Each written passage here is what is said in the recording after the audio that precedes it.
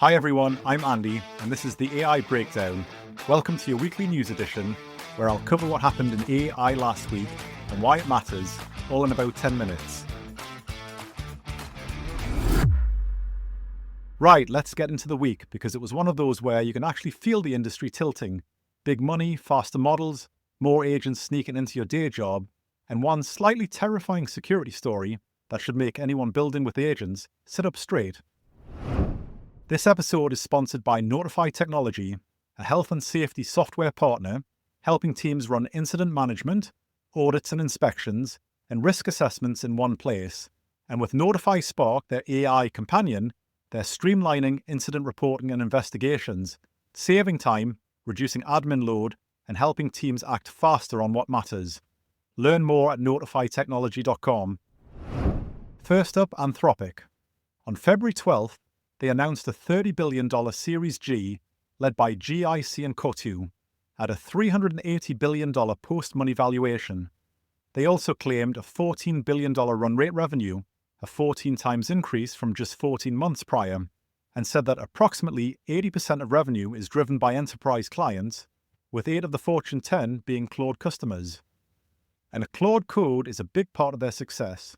The agentic coding tool, launched in May 2025, has already reached a $2.5 billion run rate, doubling its revenue since the start of 2026 alone. Anthropic were very explicit that this money goes into frontier research, product development, and infrastructure expansion. And that infrastructure bit matters. Reliability, regional compliance, and integration support are the difference between tech to run a pilot on and what you can actually roll out to enterprise customers.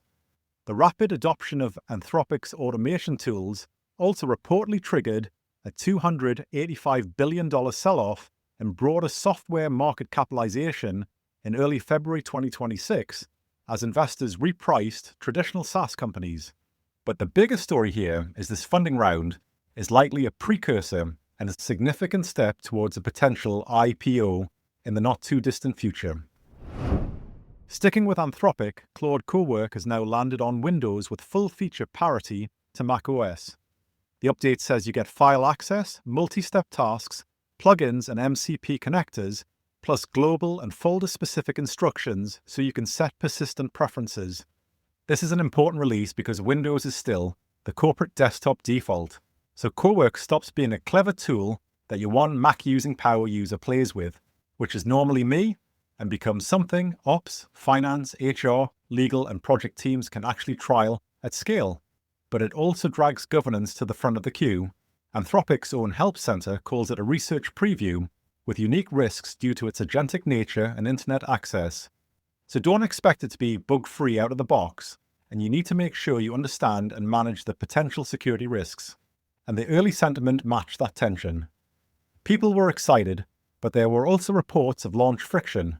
One GitHub issue noted Cowork failing to connect to the Claude API on Windows 11 while normal chat still worked. Exactly the sort of thing that turns an IT rollout into a long week. Now, OpenAI had a very different flex this week: speed. They dropped a research preview of GPT 5.3 Codex Spark, described as a smaller version of GPT 5.3 Codex and their first model designed for real-time coding. It can process over 1,000 tokens per second, but it's limited to a 128,000 context window and is text only at launch, so no multimodal capabilities just yet. And interestingly, it's being served on Cerebras wafer scale engine 3 hardware, not NVIDIA. They're rolling it out to ChatGPT Pro users in the Codex app CLI and VS Code extension, with separate rate limits during the preview. Cerebras' CTO and co-founder Sean Lai called it out as a milestone and said that this preview is just the beginning. Why it matters is less about benchmarks and more about behavior. Low latency means micro-iteration. You can interrupt, steer, and refine the model like it's autocomplete on steroids, which fits how developers actually work when they're fixing bugs or doing a small refactor. Sentiment-wise, devs are impressed with its blazing fast speed, but sometimes you notice it feels like a small model. And that's the trade-off we'll keep seeing: instant response versus depth. Still, the biggest signal is speed is a real product feature. Alright, let's talk about the security story of the week. OpenClaw, the open source agent framework of the moment, got caught up in an information stealer incident. Researchers reported sensitive files being exfiltrated, including OpenClaw's configuration environment, with a gateway token and cryptographic keys, and other user-specific configuration and memory files, which is literally the agent's behavioural guidelines, persistent contextual data, daily logs, and private messages. The report published by Hudson Rock states that, following our initial research into ClaudeBot, Hudson Rock has now detected a live infection where an infostealer successfully exfiltrated a victim's OpenClaw configuration environment. They go on to describe it as the transition from stealing browser credentials to harvesting the souls and identities of personal AI agents. And that line is dramatic, yes, but the underlying point is solid. An agent isn't just software, it's a portable bundle of identity, permissions, and policy. If an attacker grabs a gateway token, the risk is they could potentially connect to a victim's local instance remotely, especially if ports are exposed, or impersonate the client for authenticated requests. And once your agent is wired into calendars, inboxes, CRMs, internal docs, and other systems, that's basically a high-value credential pack. So, malware targeting AI agents is evolving from password theft to identity hijacking and represents a major shift in the threat landscape. Due to OpenClaw storing sensitive information in accessible files, a single infection can allow attackers to clone a user's digital persona and authorized access. So the practical takeaway is boring but urgent. Treat agent config and state, like secrets, enforce least privilege on connectors, rotate tokens, audit network exposure, and lock down plugin registries. Which for most of us means make sure you involve your IT team with this stuff so that you can experiment safely. Now, in a move that feels directly connected, OpenAI hired OpenClaw founder Peter Steinberger. The Verge reported Sam Altman saying, "The future is going to be extremely multi-agent, and that agent-to-agent collaboration will be core." OpenClaw, meanwhile, is meant to continue as an open-source project under a foundation supported by OpenAI. Steinberger has said he could see OpenClaw becoming a huge company, but then went on to say, what he wants is to change the world. Fair enough. The significance here is strategic. The big labs are racing to own the agent layer. If OpenAI is going hard on multi-agent orchestration, expect faster iteration in tool use, cross-app workflows, and the whole agents talking to agents thing inside enterprise software. And whilst a lot of people see this as a positive for OpenClaw, in that the open source foundation support will help harden and stabilize the ecosystem, others are worried it compromises independence.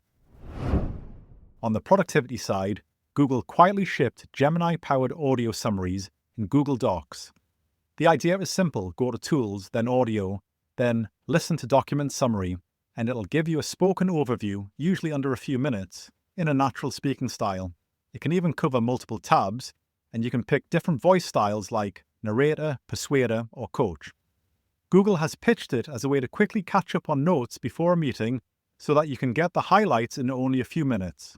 And I can absolutely see this being used in the way podcasts are used. Walking to the office, making a coffee, doing the school run, suddenly that dead time becomes catch-up time. And for a dyslexic brain like mine, this is a hugely valuable feature, as long as the quality of the output is reliable. Zoom also pushed further into what it calls agentic work. They announced My Notes and personal workflows for Zoom AI Companion and described it as moving from an assistant to a workplace collaborator.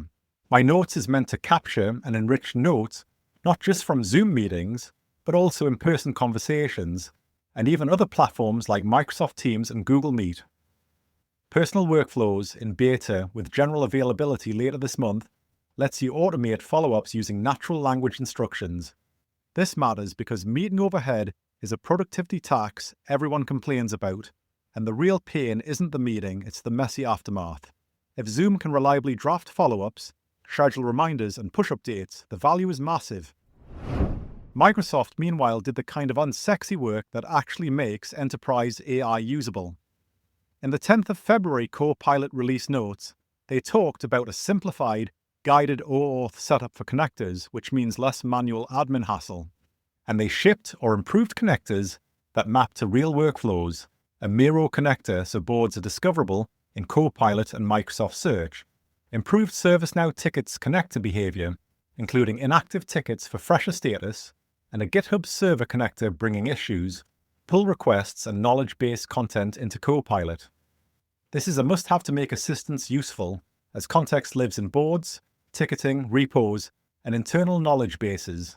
But connectors also expand your data surface area, so permissions hygiene and least privilege scopes become non-negotiable. The early public chatter on these specific release note items is limited, but partner indicators like Miro's Copilot integration showing a small early user base, and a high rating hints people like it when it works. Slack rounded out the week by revamping Slackbot into a context-aware AI agent inside Slack itself, available now. Slack's pitch is that it uses the messages, files, channels, and tools you already have access to, with enterprise-grade security and transparent permissions. As Slack's Rob Seaman put it, to truly be useful at work, AI needs context. And that's true. Slack is where decisions and links go to live and die. An agent in that layer can cut the cost of finding what was decided, assembling context, and drafting updates. But the sentiment is split on this one too. There's excitement and there's skepticism, especially around summaries and the risk of organizational groupthink if everyone relies on the same compressed version of reality. Slack's own testimonial game was strong. One customer quote in their post claimed, "Slackbot is saving me 90 minutes per day." I'd love that to be true, but as always, trust, then verify. Summaries are great until they miss the one line that mattered. Before we wrap, one more real-world deployment worth your attention. Oracle Health launched its clinical AI note drafting agent here in the UK after NHS pilots. Digital Health reported pilots with Barts Health NHS Trust, Imperial College Healthcare NHS Trust, and Milton Keynes University Hospital NHS Foundation Trust. It uses ambient voice technology to draft patient notes, aiming to reduce admin and free up time. A clinician involved in the pilot, Robin Kearney, said, "It's improved the accuracy of my notes and given me a lot of time back." That's the kind of grounded quote I trust more than any glossy keynote. The broader lesson for SaaS and enterprise teams is that when ROI is concrete, even high-stakes sectors will move from pilot to rollout, but it only works with serious controls: accuracy, audit trails, consent, and integration into existing record systems. This is AI as operational redesign. That's all for this week's AI Roundup. If you found value in this breakdown, please leave a rating and hit subscribe. See you next week.